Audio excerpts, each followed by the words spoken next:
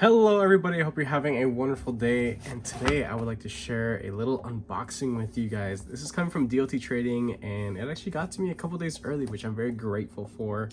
The unboxing knife is going to be something I just got in a couple days ago.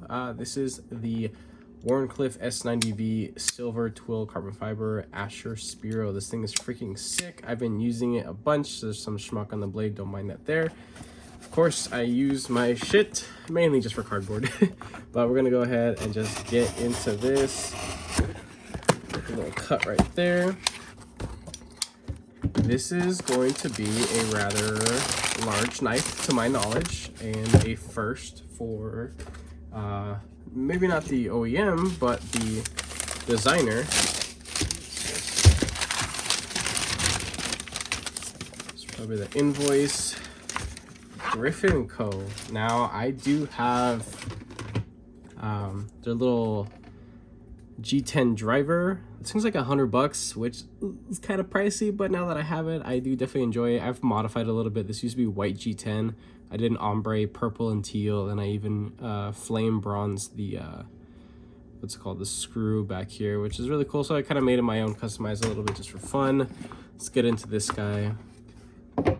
Nice packaging, really nice packaging.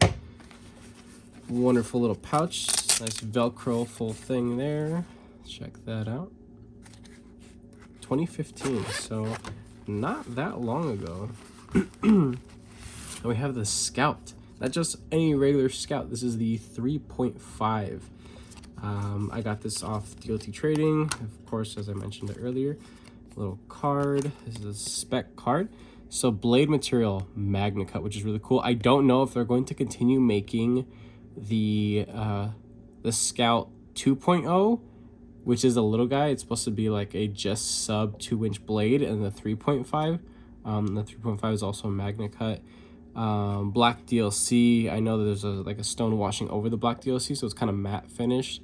Titanium. No inlays or anything like that, but as you can see, this whole space right here is for the different inlays. And yeah, so they have a butt ton of different ones. And then yeah, light stone washing for the finish of the blade. It's some cool little stickers, definitely like that. I do enjoy stickers. Looks like the Metal Militia, or I think that's what it's called. The skull with the little helmet. Get shit done, that's cool. All right, that stuff out of the way. This is manufactured by Best Tech, I believe, so that's what I mentioned before. I've handled some stuff from Best Tech.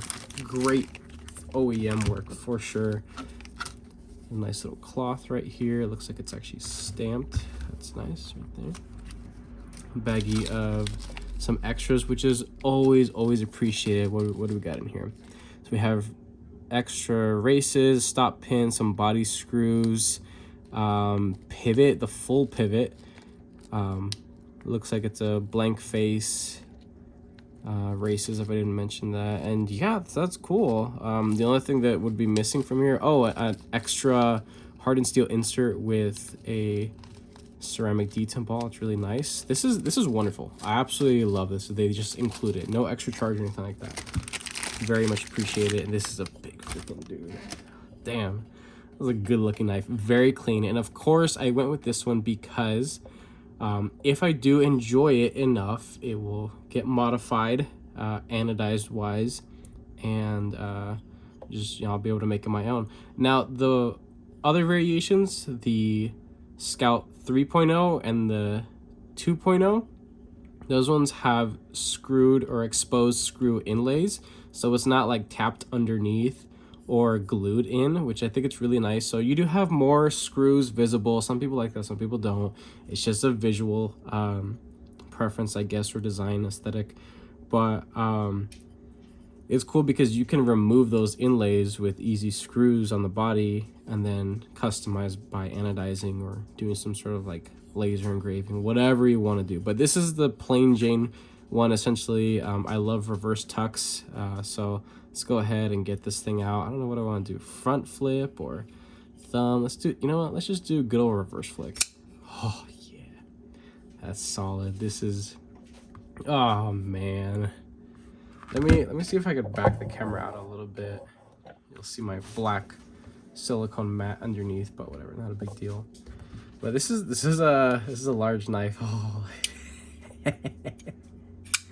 that's nice. That is really nice. Holy crap! It's gonna take me a second to get used to that thumb flick. The actual cutout there, not like an actual hole. I think it would have been nice if there was a full hole all the way through, but you can definitely get used to that. The action on here it's wonderful. Depending on what the pivot system is, I will be putting skiffs in here once I measure it using my little skiffs cheat sheet card.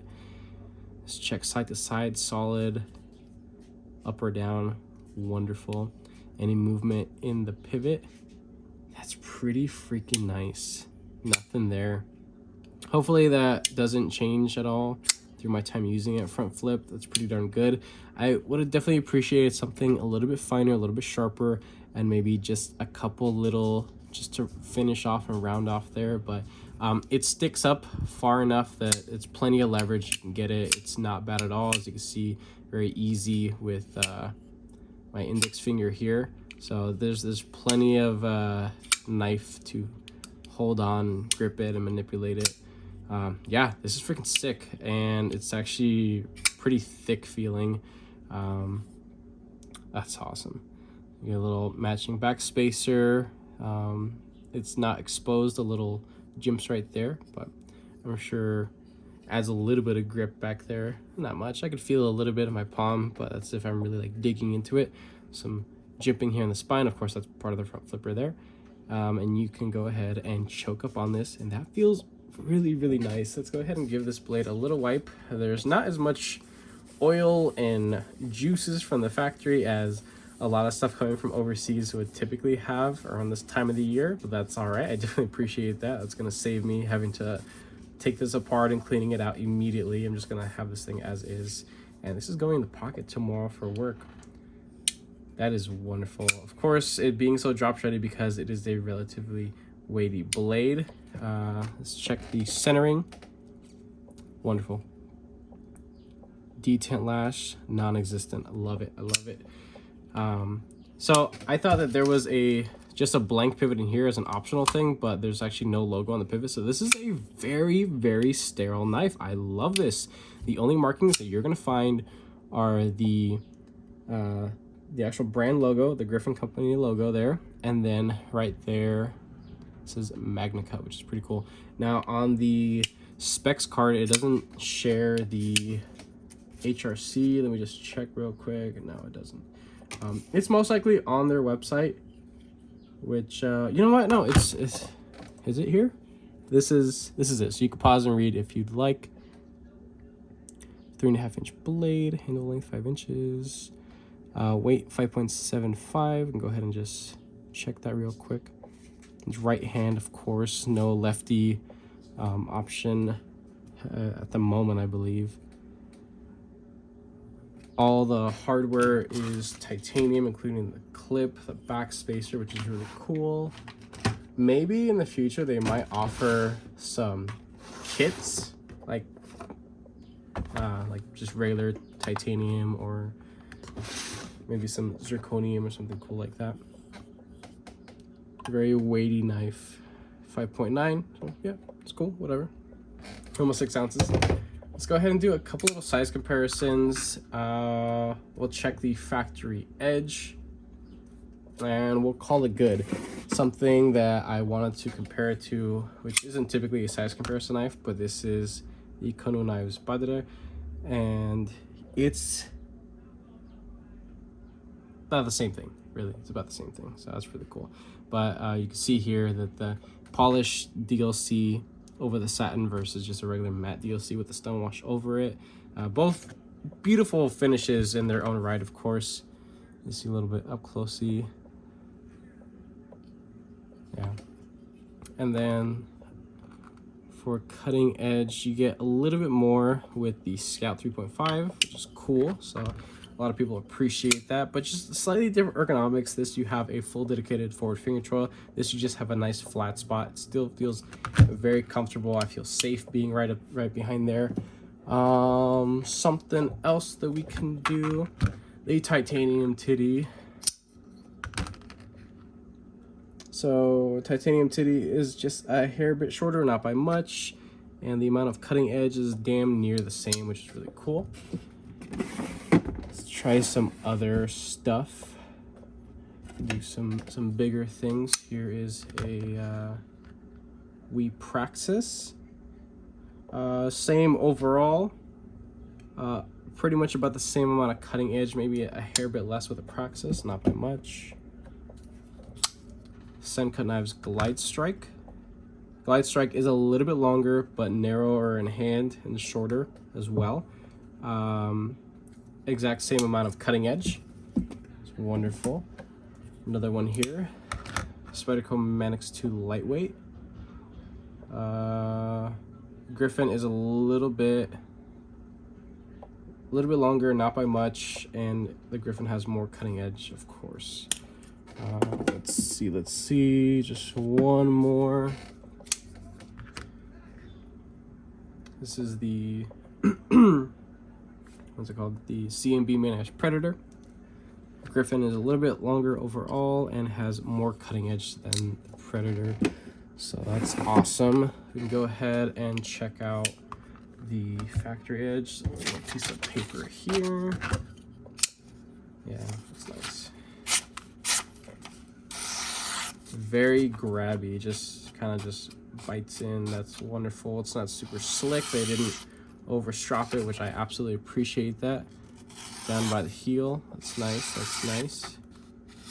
This is flat ground. It's not hollow. There is plenty of blade there to where there could have been a slight hollow, which it would have been cool, but chances are it might have cost more.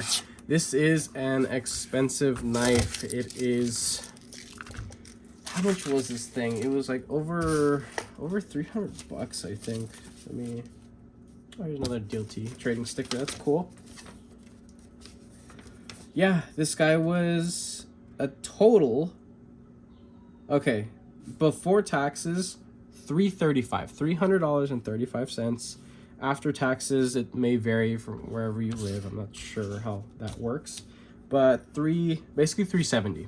So $370 to get it to me. And do I feel that? Dude, this is a lot of knife, and it's really cool. Now, I am not known for having huge knives in the channel, but I wasn't the biggest fan of the rather stout, really fatty looking in the format of the Griffin 2, the 2.0, because it's really small. It would have been cool if that had a hollow, because it's so small and short. Just so it just cuts a little bit better. I think it was more of a novelty, the little guy. It's definitely a like 5th pocket carry, you know, your little watch pocket. And then the regular 3, that's definitely more of the sweet spot. I think it would have been just fine with that as well, but I wanted to get the big guy just cause, and you know what? I do not regret my decision. This is pretty freaking nice, and yeah. This is pretty cool, so I definitely am going to enjoy this quite a bit. You can see even the over travel stop hardened steel insert has a T8 as well, so you only need one size Torx bit to disassemble, do regular maintenance on this.